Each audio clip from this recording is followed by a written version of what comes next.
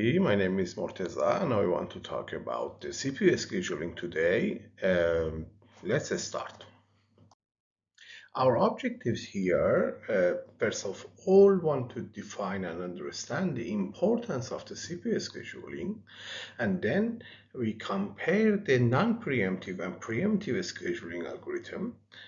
After that, we analyze and implement various CPU scheduling algorithms and talking about the criteria we needed to evaluate them.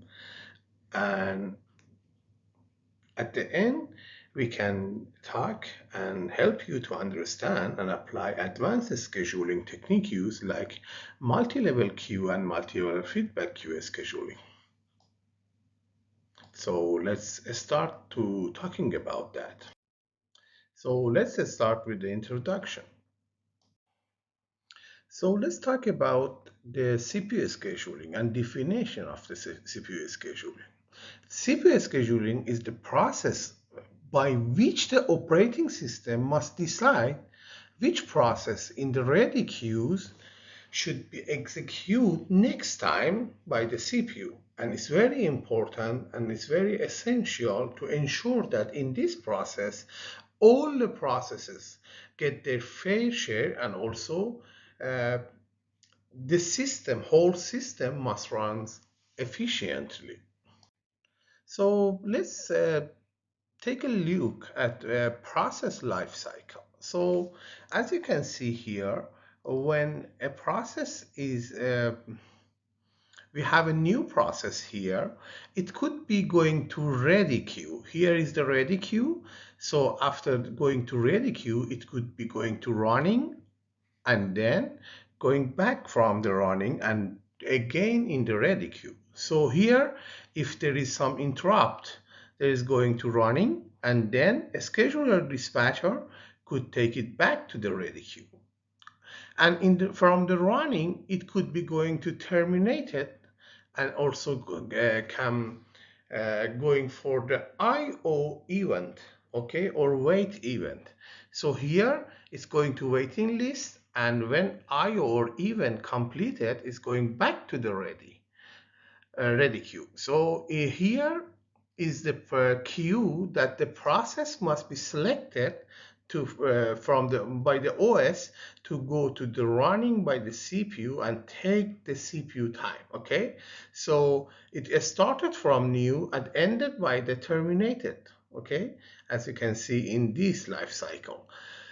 Between them, it could be in the ready queue, running, and also in the waiting queue. So this waiting is going for any event or any IO needed, and here it takes the CPU share time, and also here it is they are on the queue to be selected by the OS based on the algorithm to take the CPU share here. Okay.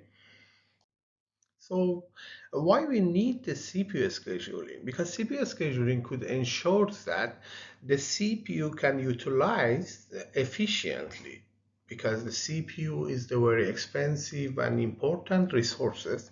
So we need to improve the overall system performance using the CPU scheduling, and also minimizing the process waiting times, and also maximizing the overall utilization, CPU utilization, so it could improve the overall system performance, of course. So we need to use the OS to managing the multiple process queues to determining the execution orders in the systems. So here our objective could be could categorize in 5 sections and 5 objectives. The first objectives here is maximizing CPU utilization.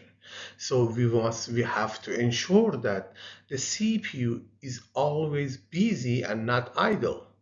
And then the second one is the maximizing the throughput.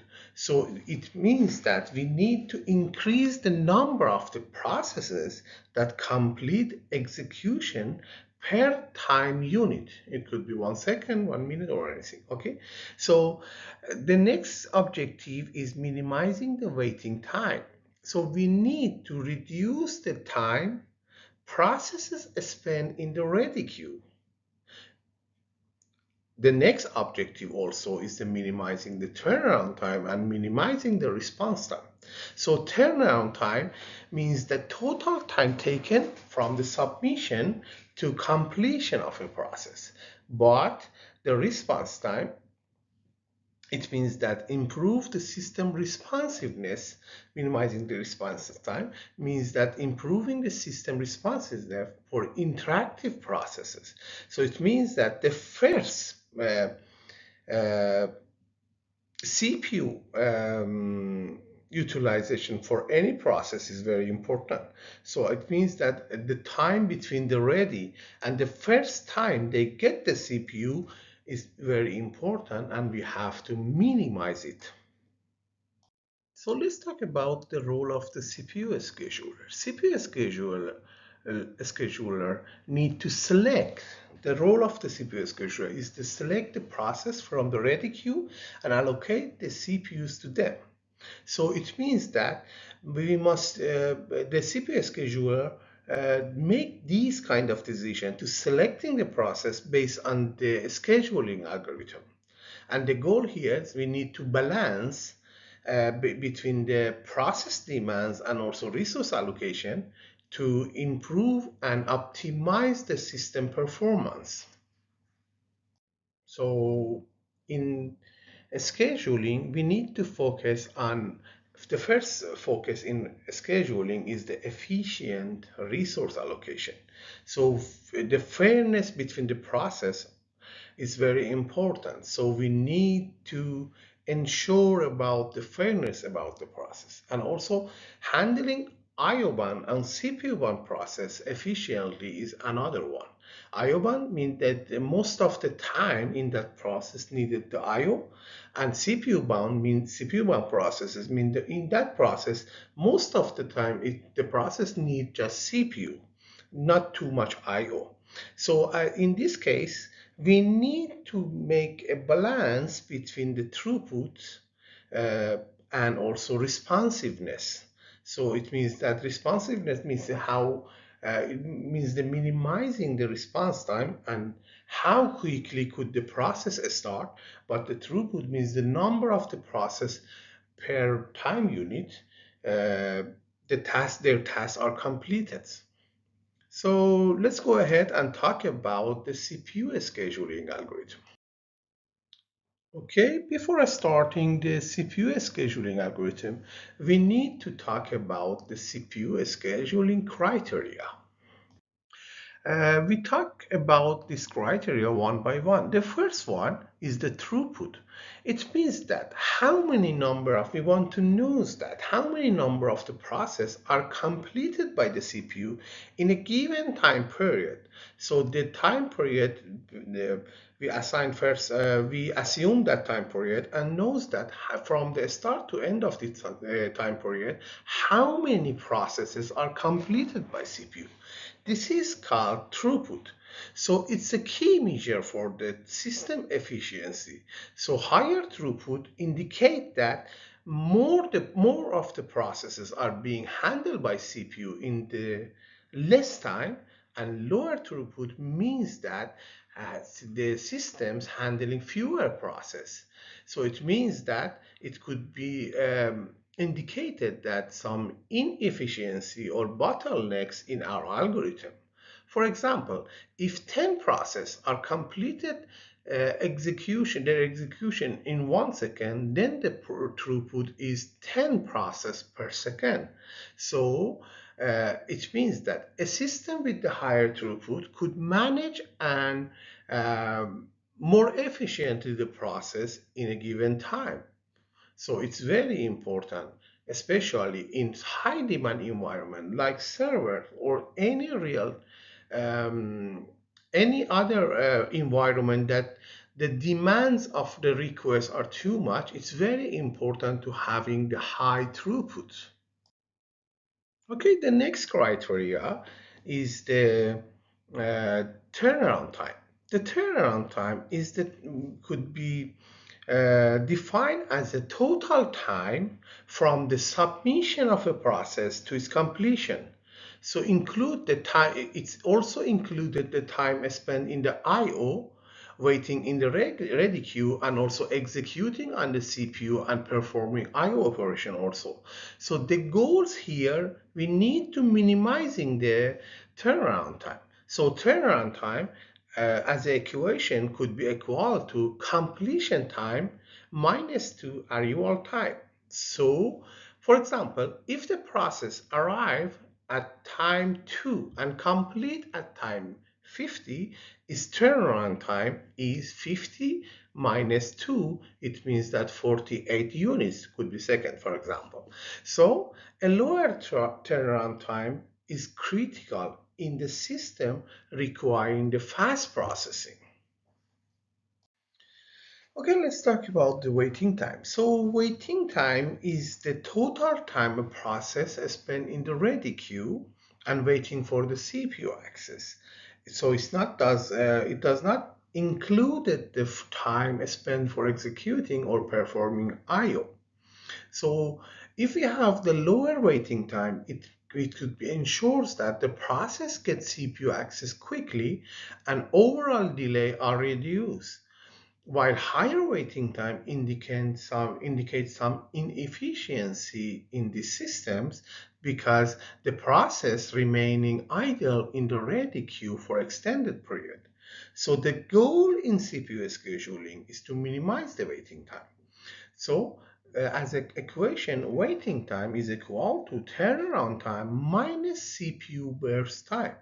For example, if a process has a turnaround time of 20 units and a CPU burst time of 10 units, its waiting time is 20 minus 10 and equal to 10 units. Okay, the next criteria is the response time. So response time is the time from when a process submitted to when it get the first execution on the CPU. Okay, so the first start, the first time the CPU is assigned to that process. Okay, so it's focused on how quickly the system could respond to the process. It's not talking about its completion now. Just lower response time is essential for the interactive system like real-time application to ensure that the process get a quick initial response, while higher response time indicate that the system is slow to react a new process, causing delay in the starting any new process. So the goal here is the minimizing the response time. And as an equation, response time is equal to first execution time minus arrival time. So if a process arrives at time 5 and start execute at 15, response time is equal to 15 minus 5 equal to 10 units. And the next one is the CPU utilization. So CPU utilization is the percentage of the time that CPU is actively processing tasks and not in the idle uh, status. So it means that it's a measure to know how effectively the CPU is being used by the process. So if we increase the CPU utilization, it indicates that the CPU efficiently used during the process and the idle time is minimized. But low CPU utilization, it means that some inefficiency in the system. So the CPU as a big and as a expensive resources is often idle and leading to waste the resources. So here also, the goal is maximizing the CPU utilization. So if you want to calculate this, CPU utilization is equal to CPU busy time divided by total time multiplied to 100%. Example, as an example, if a CPU is busy for 80 out of 100 times units, CPU utilization is 80%. So let's know that high CPU utilization often correlated with the high CPU throughput. Okay, let's talk about the another concepts and compare between the preemptive scheduling and non-preemptive scheduling. So, in preemptive scheduling, the CPU can forcibly taken away from a running process to give the CPU to another process.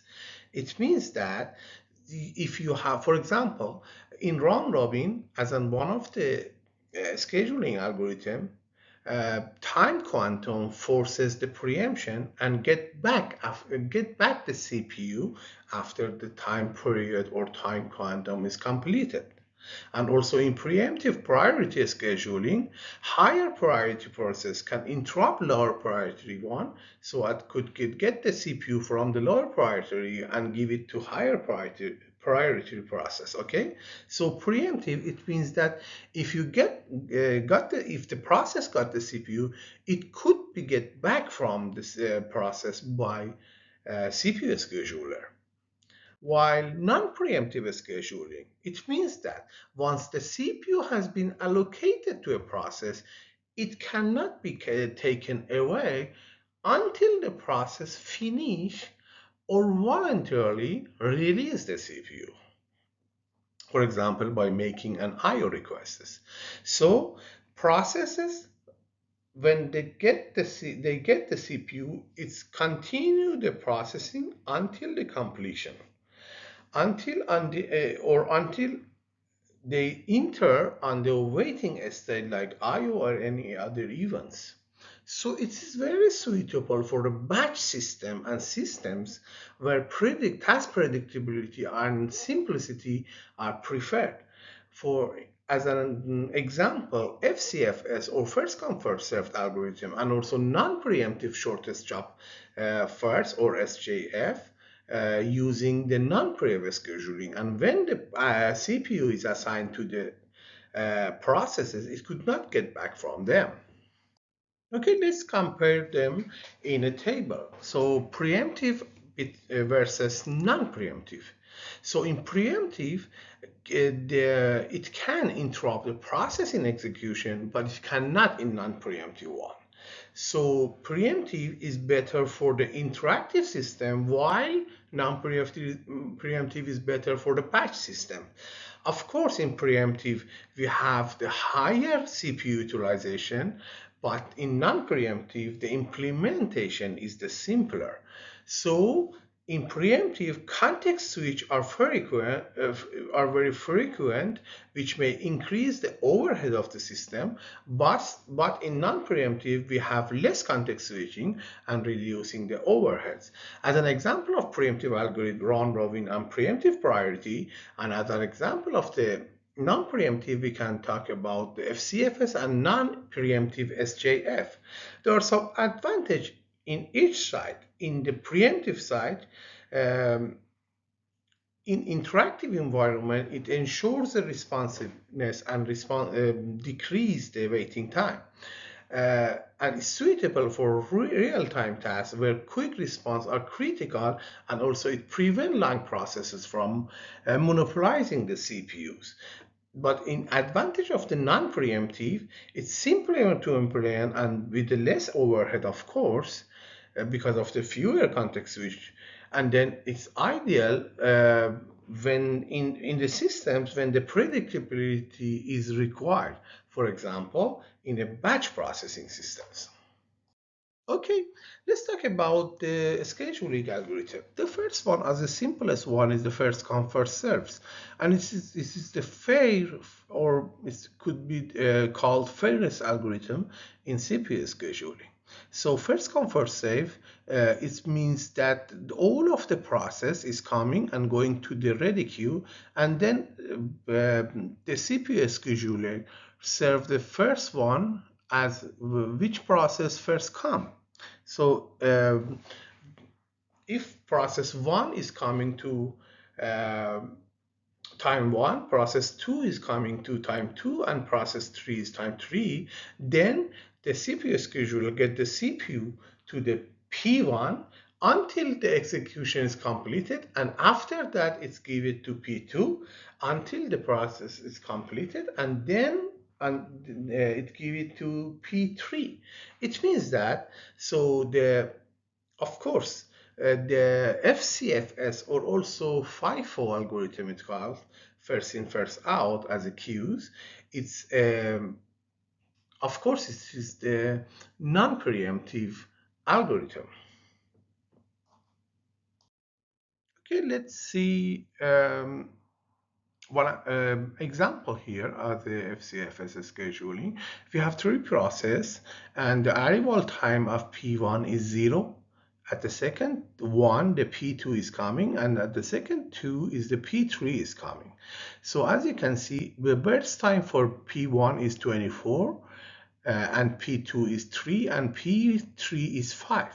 As you can see here, the first process is P1 at arrival time 0. So the CPU is assigned to P1 until its completion on 24. So in 24, the P2 is assigned, the CPU assigned to P2, and the burst time is 3. So between 24 and 27, we have 3 times, and then P3 get the CPU and 27, and let the CPU idle and 32, because the burst time is 5. So as you can see here, this is the first come first serve scheduling algorithm, and it's non-preemptive algorithm, because so you can see here, when the P1 got the algorithm, got the CPU, it's not let CPU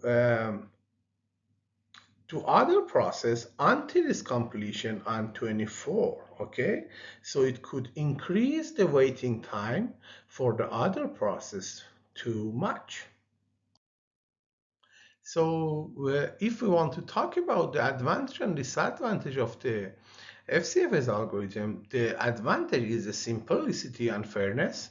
So because everyone is served as their queue, so it's very fair and it's very simple to implement, but it could be have cause the convoy effect. It means that the long processes can delay shorter ones, and leading to poor overall performance. And also in this algorithm, average waiting time are too high because it's non-preemptive. And if we have some uh, for example, large processes, so it could increase the waiting time too much. Okay, shortest job first, or SJF, is another CPU scheduling algorithm, and the process with the shortest CPU, next CPU burst, is selected for the execution. It could be implemented both preemptive and non-preemptive. In preemptive SJF, also called as the shortest remaining time first, the currently executing process can interrupt it if a new process has a shorter burst time arrives in the queue. So another implementation is the non-preemptive SJF. In this case, it's non-preemptive, and once a process starts to get the CPU, it runs till completion. And so if a process if a process got the CPU, it could not be interrupted. So the problem here, the SGF requires knowledge of future CPU bursts and making optimal but difficult to implement in practice. So a scheduler here select the process with the shortest CPU time from the ready queue, and in preemptive SJF or SRTF, also shortest remaining time, if a new process arrives with a burst time shorter than the remaining time of the current process, the current process is interrupted and give the CPU to the new shortest one. So let's talk about the one example of non-preemptive SJF scheduling here. So we have for process, as you can see, let me, okay, we have for process one, arrival time is 0 and burst time is 6. Process 2 or P2 arrival time is 1 and burst time is 8. Also P3 and P4 are coming and 2 and 3 and their burst time are 7 and 3. As you can see, so in the time 0 we don't have any other process but P1. So P1 got the CPU until 6 because it is non-preemptive. In time 6, the P2, P3, and P4 are coming in time 1, 2, and 3. In time 6, of course, we have all these three processes. So between them, we choose the CPU schedule choose the shortest one as a P4. So between 6 to 9, P4 is running. And after that, there is no other process but P2 and P3. So between them, CPU scheduler choose the shortest one, P3. So between 9 to 16, the CPU is assigned to P3, and between 16 to 24, is assigned to P2 after that. Okay, this is the non-preemptive shortest job first scheduling algorithm.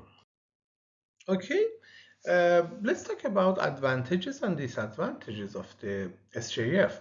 So, of course, the advantages is the efficiency and also minimizing the waiting time, because the shortest job first uh, assign the CPU to the shortest job in non-preemptive one, or shortest remaining time in preemptive time.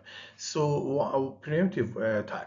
So if you can see, of course, the waiting time and average waiting time is decreased, and also it's very efficient when the most processes are short. So improving the overall performance when all the processes are very short, and could improve the efficiency. But the disadvantage here, the first one, is is required the future knowledge, so, or estimating the length of the CPU time, of course, and it's very difficult. And the next problem is the starvation here. So it means that long processes may be indefinitely postponed if the short process keep arriving. So it's going to have the starvation here. So for this problem, we can use the aging. It means that if the long process waiting too many times in the ready queue, so its aging increases, and we can give the new priority and high priority to them to get the CPU, and then after aging, and then we solve this problem of the starvation, of course. Okay, the next method is priority scheduling. So priority scheduling is a CPU scheduling algorithm, and in this algorithm, each process is assigned a priority, and the process with the highest priority is selected for the execution. So as you can see here, also in this algorithm, the priority are assigned or represented as a number. So the highest and lower value representing the highest priority depending on system design. So it means that in some system, 1 is the highest priority, and in some system based on their design, 1 is the lower priority. So it could be also preemptive or non-preemptive algorithm. Of course, in non-preemptive algorithm, we cannot interrupt the CPU while running and getting the CPU, and in preemptive one, it could possible. So the schedulers here select the process with the highest priority from the ready queue. In preemptive priority scheduling, if a new process with a higher priorities come, we can schedule can interrupt the current process and then move it back to ready queue and give the CPU to the higher priority one. Okay, let's see one algorithm here. One example about the priority scheduling, we have P1, P2, and P3.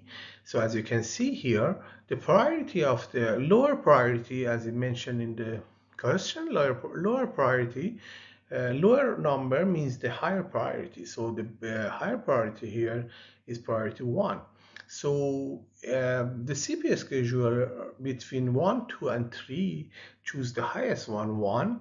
So the P2 is executed between 0 to 5. After that, the highest priority is 2. So P1 is started to running from 5 and completed in 15. And the latest one is P3 to get the 2 burst time from 15 to 17.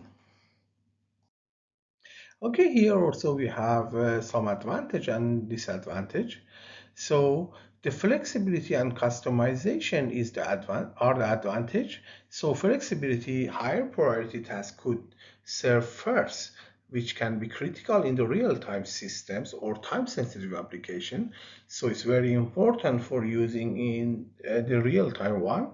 And also the priority can be assigned based on a process importance, deadline, or system requirement, and also aging or any other method you want. So it could be very customizable and very efficient here. And also the disadvantage could be a starvation. So low priority process may never get CPU time if high priority process keep arriving.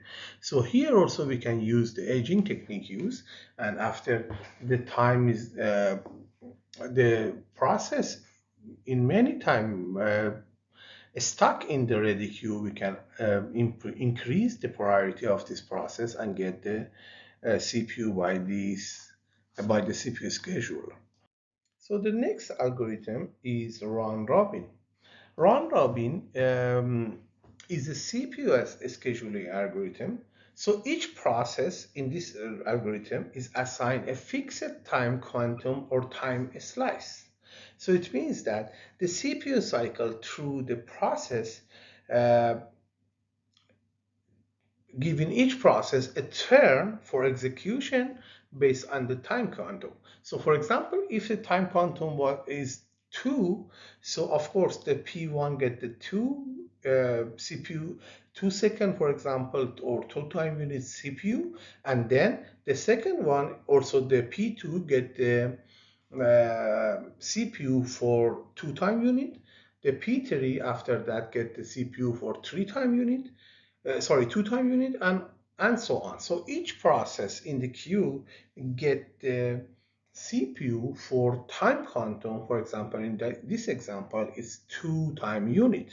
So it's, of course it is preemptive scheduling because we get the CPU, assign the CPU to some process and get it back and give it to another processes.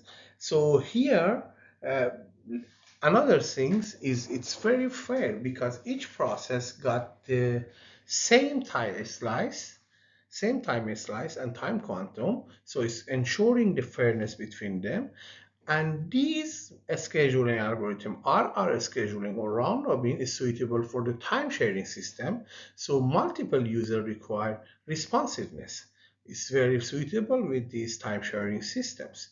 So here the processes um, are scheduled in a circular order. So after the time quantum expires, the process is moved to the back of the ready queue and the next process is scheduled. And this cycle repeats until all processes are completed, of course. So let's see let's see an example of the round robin algorithm.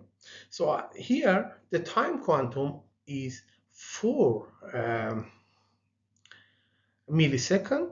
So we have 3 process. Arrival time of all are in 0. So we have the burst time P12 for P1, 3 for P2, and 5 for P3. So as you can see here, because the arrival time of all are same, so the first of all we got 4 millisecond to P1. So after 4 millisecond, we have 12 burst time, 4 assigned by CPU. So 8 is remaining here, and then we got assigned the time quantum and CPU to the P2. What the time quantum is 4 millisecond, but the burst time is 3. So of course the 3 is assigned to P2. So at 7 we got get back the CPU because P2 is completed now, and then P3 get the CPU here and going to run for 4 milliseconds. So of course 1 millisecond is remain here. Then also we got back to P1 between 11 to 15. So another 4 millisecond is decreased. So we have 4 millisecond rest.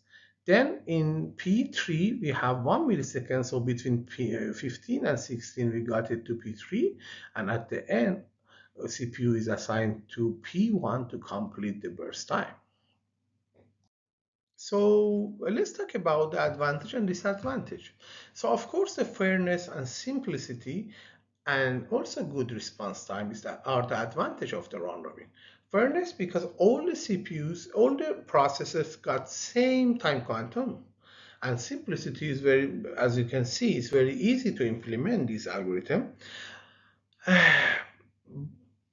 The next one is the good response time because all of the algorithm get the CPU very shortly after it's coming, because all of them is get the only time quantum and then get back to next one in the ready queue. So it's decrease the response time and we have the overall good response time here. But disadvantage because of the uh, switching between the process. So we have many overhead about the context switching, and also selecting the optimal time quantum is very important here. If we choose the time quantum is too large, it's going to be same as the FCFS. And if we're going to choose it too small, it's increase the overhead, context switch overhead, and we have many overhead here. So it's very important to choose the optimal time quantum and select that one. Okay, the next one is the multi-level queue scheduling. So multi-level queue scheduling is a CPU scheduling algorithm that divides the process into multiple queues based on the specific criteria such as priority, process type, or resource requirement. And then for each queue has its own scheduling algorithm. For example, for foreground process, we can use the round robin, and the FCFS for background process. So once a process is assigned to a queue, it cannot move to another queue, of course. Each queue operates independently with a different scheduling algorithm tailored to the type of the process it contains. So in this case, the CPU scheduler selects which queue to serve next based on the scheduling algorithm for queues, and processes are categorized into multiple queues, for example, foreground, background, or any other priority. And higher priority queues are served first, then we serve the next one and next one and next one. So let's see the algorithm to be clear for you. So this is the one multi-level queue scheduling that's used foreground queue and background queue. In foreground queue, as you can see, we have the time sensitive process and we use the round robin with quantum time 4 millisecond, and in background queue we use the non-time sensitive process using the FCFS. So here you can see P1 and P3 are in the foreground queue and P2 is in the background queue. So each of them, all arrival time is 0. So we have the burst time for all of them. So as you can see here, the high level one is the high level priority is the foreground queue. So now we're going to for round robin for each of them. So we have P1 and P3. So first we serve the P1 for 4 milliseconds, then give the CPU to P3 for 4 milliseconds, then get back to the P1 because it's the 8 burst time for 4 milliseconds, then 1 millisecond of the P3 must be served. So 1 millisecond in round robin, and then all the foreground queue is empty and all the process is completed here.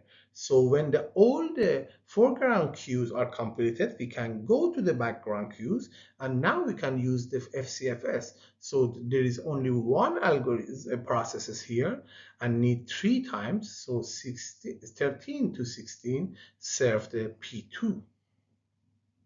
So the first advantage Multi-level queue scheduling is the separation of the concerns. So it means that different types of the process can be managed using different scheduling algorithm. So different category based on their characteristic can be used. The algorithm is suitable for their category. The next one is the efficiency. So high priority, time sensitive process are handled quickly, ensuring the good responsiveness here. And also simplified process management is another advantage because the processes are naturally grouped based on their type and making their management very easier. And disadvantage is inflexibility. It means that processes are permanently assigned to a queue, which can lead to inefficiency if a high priority queue is often empty. And also, lower priority queue could have the problem of the starvation. It means that because if we have process in high priority, the lower priority queue is not served. Then queue selection complexity is very important and just one assume as a disadvantage. Why? Because we must decide how to allocate the process to the queues and also how to give them priority between the queues. So it's not very simple to do that to get the more efficiency. So based on that, another algorithm are the multi-level feedback queue scheduling. Multi-level feedback queue scheduling could assume as an extension of the multi-level queue scheduling algorithm. So because in this case, the processes can move between the queues based on their behavior and also CPU burst time, and it dynamically adjusts a process priority over time depending on its execution characteristic. Unlike the multi-level queue scheduling, the process could move between the queues. So processes that use too much the CPU time are moved to a lower priority queues, and processes that wait too long in a lower priority queue may be moved to higher priority queue to prevent the starvation as one of the disadvantage of the multi-level queue scheduling algorithm. And same as that, each queue may have the different scheduling algorithm, choosing, for example, round robin for high priority queues and FCFS for low priority queues. And processes are initially placed in the highest priority queues.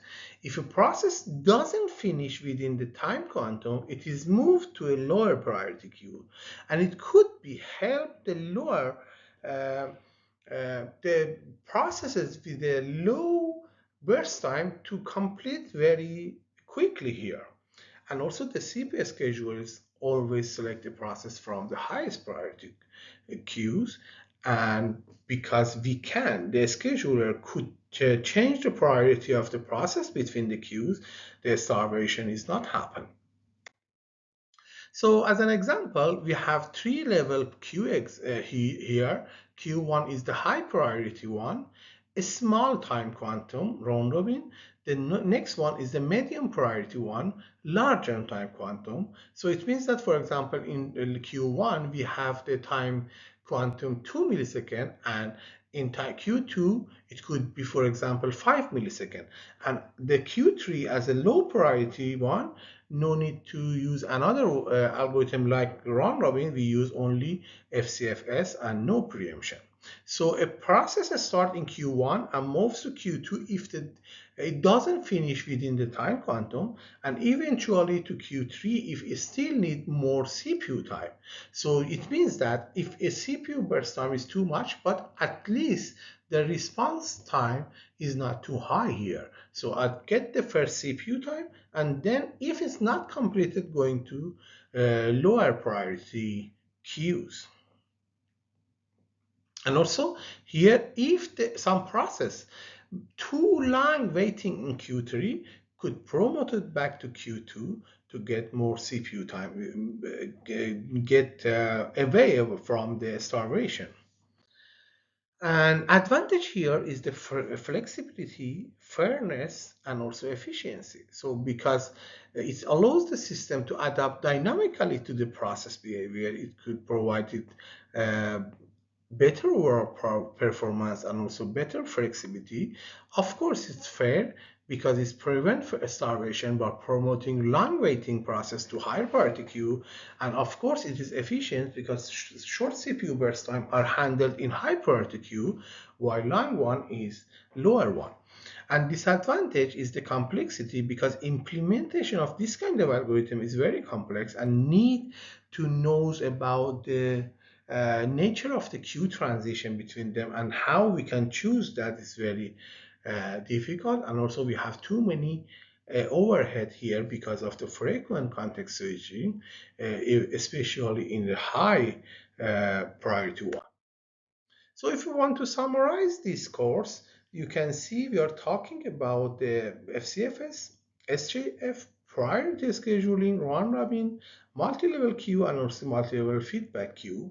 So you can see the type as a non-preemptive or preemptive, key features, advantage and disadvantage in this table, and you can use it as a resource for yourself. So there in the two, another slide here, uh, latest slide, you can see that we give you some example. You can use them to solve the problem and knows more about the algorithm. As a conclusion, we are talking in this course, we are talking about and explored various scheduling algorithms, including the FCFS, SJF, round robin, multi-level queue, and also multi-level feedback queue. And we are talking about some criteria here: CPU utilization, waiting time, turnaround time, response time, and also, and we need to balance between them. So, and note that there is no one size fits all scheduling algorithm here, and based on our system, we need to choose the efficient one and best one for our algorithm. And we are based on, we need to make the trade-off between the algorithm for the time sharing algorithm, real-time one, and batch processing one, and choose the best for each of these um, systems. Okay, thank you very much for seeing this video. If you have any questions, please write in the comment or send in me by email. Thank you very much and good luck.